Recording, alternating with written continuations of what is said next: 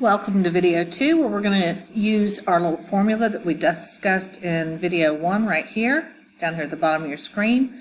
And we're going to work about 3 or 4 examples together using that formula and solving for finding a partitioning point on a line segment, a directed line segment. So we're going from point A to point B. So this would be my x1, my starting x, and my y1, and this is my ending x, my ending y. And it's divided in the ratio of 1 to 3. So my ratio is 1 to 3. But I want to know what my distance is, because my distance equals that A over A plus B. And I like to figure that out before I start the formula. So the distance here is 1/4. Sometimes it's easier to work with decimals. I can convert that to 0.25. Now I like to break the formula right here and deal with my x's first and then my y's. So what I'm doing is I'm looking for point P, which is my partitioning point, x and y values. So let's look for the partitioning point x. And all we're going to do is plug into the formula. We're going to start with x1, which is our 2, plus our distance, which was 0.25, times our run, which is x2, which is -3, minus 2. So now we are ready to solve. Simple arithmetic at this point. 2 plus 0.25 times a -5. And we have 2 plus a -1.25. And we combine to get 0.75 or 3/4. So that is going to be my x value. Now if I now work for the p value, I'm going to follow the same formula. I start with my y1, my starting y. I'm going to add to it my distance distributed against my rise. So my y2 minus y1, order of operations. I need to complete what's in the parentheses first, then multiply.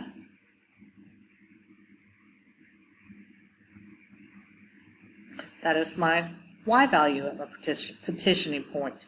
So my partitioning point P is going to be 3/4, or 0.75, doesn't matter, 6.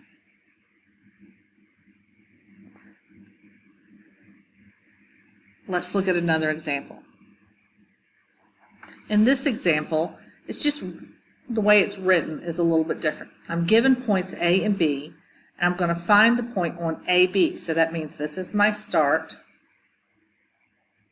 and this would be x1, y1, and this is my end. I'm going from A to B, x2, y2. You have to be careful. Sometimes they switch it up on you until you're going from B to A.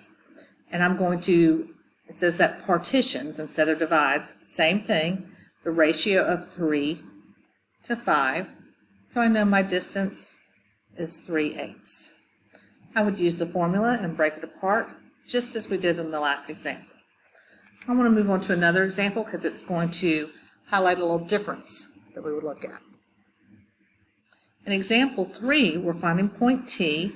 It's still a partitioning point, guys, and it is 2/5 the distance.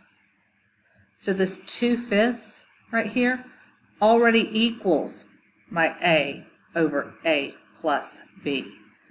I don't have to do anything to convert from a ratio to a distance. So I'm still going to look at, I'm going from A to B. Now I'm going to set it up same way. I'm going to look at my x's first. I'm looking for point T. I pick my starting x. I'm going to add to it.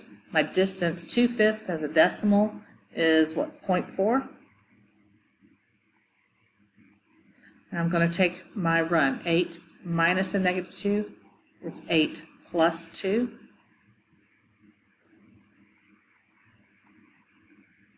That's 0.4 times 10, just 4. And -2 plus 4 is -2. That's my x value. Let's look for the y value, my starting y, plus my distance of 0.4, times my rise. 7 minus the negative 3 is going to be plus 3. This one's nice because I'm also going to have 0.4 times 10, just as I did on the other side. So now I have a negative 3 plus 4 to equal a negative 1. So point T, which is my partitioning point, is negative 2, negative 1. I'm sorry, positive 1. Let's correct that. Negative 3 plus 4 is a positive 1. Okay, let's take a look at example 5. Just want to point out some things here. This again is my x1, y1, x2, y2, and then it just changes the verbiage here. Find the point P such that AP and PB are in the ratio of 1 to 3. So if I'm just thinking about the segment, and I have an A somewhere, and I've got P, and then I've got point B, and I'm in a ratio of 1 to 3. It's the same type of problem. They've just changed the verbiage. So I would convert my ratio to a distance, which equals the A over A plus B, which is 1/4, or 0.25. Then I would plug into my little formula down here. Let's take a look at this last little example because it's a little bit more like a word problem. We had this in our first video. The 30-mile trip from points X to Y. So I'm going from here, so these are my X1, Y1, to here, X2, Y2.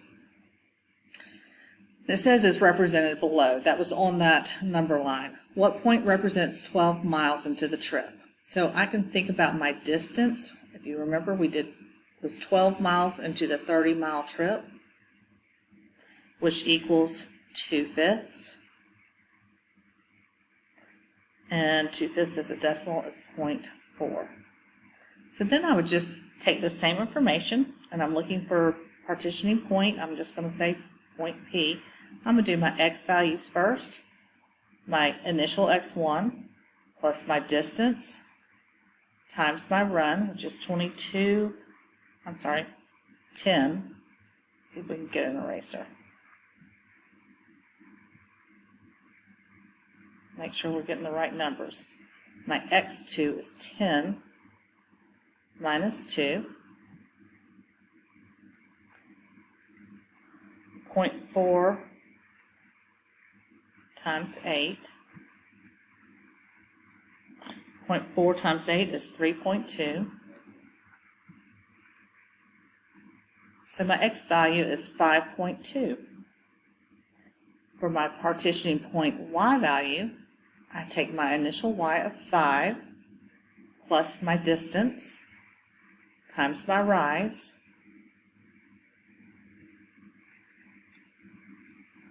simplify inside of my parentheses. That is a decimal point.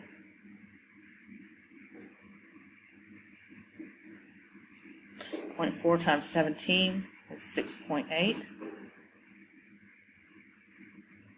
So my partitioning point P is 5.2, 11.8. These are some examples of finding the partitioning point. In the last video, we're going to mix it up a little bit, and we're going to look at how to find one of the endpoints when you're given one endpoint and the partitioning point. Hope you're doing well. See you in the next video.